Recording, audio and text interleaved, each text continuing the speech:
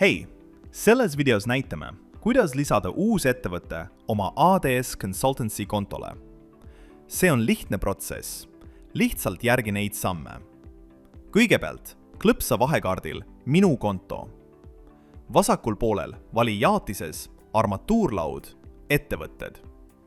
Seejärel klõpsa paremal pool nuppu Lisa ettevõte. See avab vormi, kuhu saad sisestada kõik ettevõtte andmed. Alustame vasakul olevast jaotisest Key Information. Suunamise number.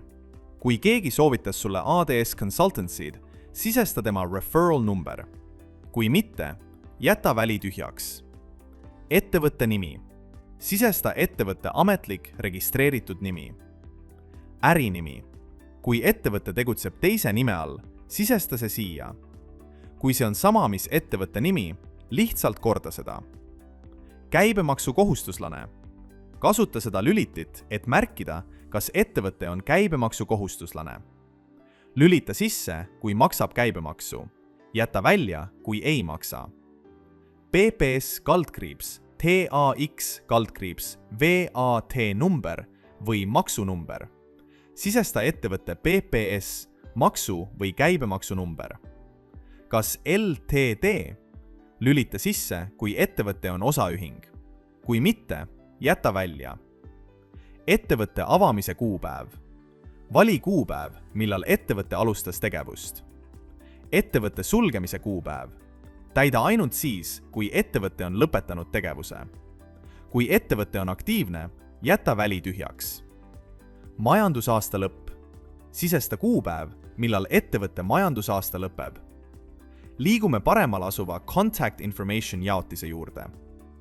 Ettevõtte telefon. Sisesta ettevõtte aktiivne telefoninumber. Ettevõtte e-post. Sisesta ametlik e-posti aadress suhtlemiseks. Tänava aadress. Sisesta tänava nimi ja maja number. Linn. Sisesta linn, kus ettevõte asub. Maakond või piirkond. Sisesta maakond või piirkond. Aircode. Sisesta ettevõtte postiindeks. Riik.